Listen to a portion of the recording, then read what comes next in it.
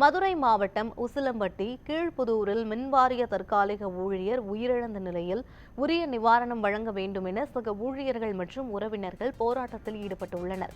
இதுகுறித்த கூடுதல் தகவல்களை நமது செய்தியாளர் செந்தில் வழங்க கேட்கலாம். செந்தில், விவரங்கள் என்ன, சொல்லுங்க. நிச்சயமாக யுவராணி, மதுரை மாவட்டம் உசிலம்பட்டி மின்வாரிய அலுவலகத்தில் தற்காலிக பணியாளராக பணியாற்றி வருபவர் காலப்பன்பட்டியைச் சேர்ந்த சுபாகரன் என்பவர். இன்று கிட்டத்தட்ட 7 ஆண்டுகளுக்கு மேலாக இவர் அந்த மின்வாரிய அலுவலகத்தில் பணியாற்றி வருவதாக கூறப்படுகிறது. இந்நிலையில் இன்று உசிலம்பட்டி நகராட்சிக்குட்பட்ட கீழப்புதூர் பகுதியில் மின் பழுதை சரி செய்வதற்காக அங்கிருந்த இரும்பு மின் கம்பத்தில் ஏறியுள்ளார். இந்த நிலையில் எதிர்பாராத விதமாக இவர் மீது மின்சாரம் தாக்கி மின் கம்பத்திலேயே தொங்கியபடி உயிரிழந்த இந்த மின்வாரிய ஊழியர்களை அருகில் இருந்த உசிலம்பட்டி தீயணைப்பு துறை வீரர்கள் விரைவாக வந்து மீட்டனர்.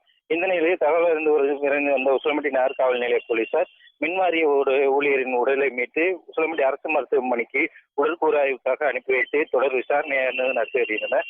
இந்த நிலையில் இந்த மின்வாரிய தற்காலிக ஊழியர் இறப்பிற்கு உரிய நீதி கிடைக்க கோரியும் மின்வாரிய ஊழியருக்கு உரிய நிவாரணம் வழங்க கோரியும் தற்காலிக ஊழியர் என்பதால் மின்சார வாரியத்திலிருந்து எந்த ஒரு அதிகாரியும் தற்போது வரை நேரில் சந்தித்து ஆறுதல் கூட தெரிவிக்கலை என குற்றம் சாட்டி அவருடன் பணியாற்றக்கூடிய மின்வாரிய தற்காலிக ஊழியர்கள் மற்றும் இறந்த ஊழியரின் உறவினர்கள் திடீர் சாலை மறியலில் ஈடுபட்டதால் பெரும் பரபரப்பு ஏற்பட்டது. கிட்டத்தட்ட 1 மணி நேரத்துக்கு மேலாக நடைபெற்று வரும் இந்த சாலை மறியல் போராட்டத்தில் உசிலம்பட்டி டிஎஸ்பி செந்தில்குமார் மற்றும் மின்வாரிய அதிகாரிகள் தற்போது நிகழ்வு இடத்திற்கு வந்து அந்த போராட்டத்தில் ஈடுபட்டுவருடன் தொடர்ச்சியாக பேச்சுவார்த்தை நடத்தி வருகின்றனர். யுவராணி,